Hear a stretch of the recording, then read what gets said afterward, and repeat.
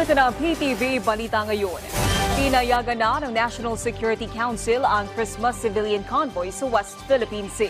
Gayunpaman, ayon kay NSC Assistant Director General Jonathan Malaya, hindi pupunta ang civilian convoy sa BRP Sierra Madre at dataan lamang sa bisinidad ng Ayungin Shoal. Samantala, magtutungo din ang grupo sa Pag-asa Island upang makapagbigay ng mga ayuda sa tropang nakadestino doon, habang ang mga regalo naman para sa mga sundalong nakadestino sa BRP Sierra Madre ay ito-turn over sa Philippine Navy at Philippine Coast Guard na ihahatid sa pamamagitan ng resupply mission. Dumistansya si Senate President Juan Miguel Zubiri hinggil sa usapin ng jurisdiksyon ng International Criminal Court sa war on drugs ng dating administrasyon. Ayon kay Zubiri, ipinauubaya na niya ang desisyon kay Pangulong Ferdinand R. Marcos Jr. Naniniwala si Zubiri na tanging ang Pangulo lang ng bansa ang may desisyon dito dahil ito ang Chief Foreign Policy Maker.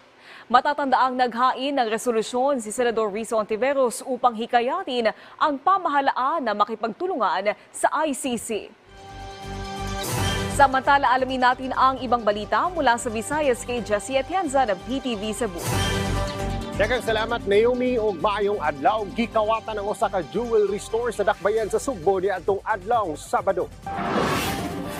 Nakuhaan og CCTV footage ang pagsud sa tulo ka lalaki sa maong jewelry store sa downtown sa Dakbayan. Makita sab sa gawas nga bahin sa jewelry store nga adunay laing kauban sa mga suspitsado nga nag-atang og gabit-bit pa og taas nga kalibre sa armas. Daling nisibat ang mga suspitsado human sa pagsakiyo sa wa pa mahibaw-i nga balor sa mga alahas.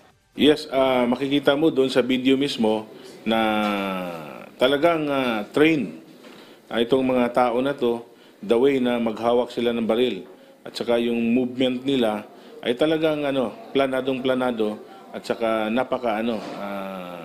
yung sequence mismo makikita mo na talagang ito yung mga professional na tao, hindi ito mga ordinaryong tao lang na gumagawa ng ganitong trabaho na hindi nila alam kung paano mag-execute.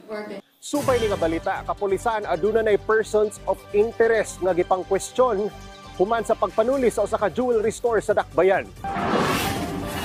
Kini ang gibutiyag sa hepe sa Cebu City Police Office atol sa usa ka press con. Matod sa PNP, dakog tabang ang mga CCTV footage na ilang nakuha sa palibot sa downtown ug sa ubang bahin sa Dakbayan aron sa pagsubay sa giagian sa mga suspetsado sa pagsibat. Giklaro sab sa PNP na di basta-basta ang mga suspek tungod sa organisado nilang pamaagi sa pagtulis sa maong jewelry store.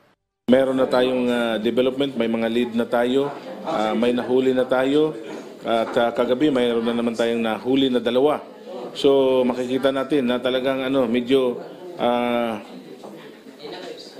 madali na natin itong matumbok kung sino mga involved na mga personalities dito dahil base doon sa mga statement ng mga nahuli natin ay very cooperative naman sila.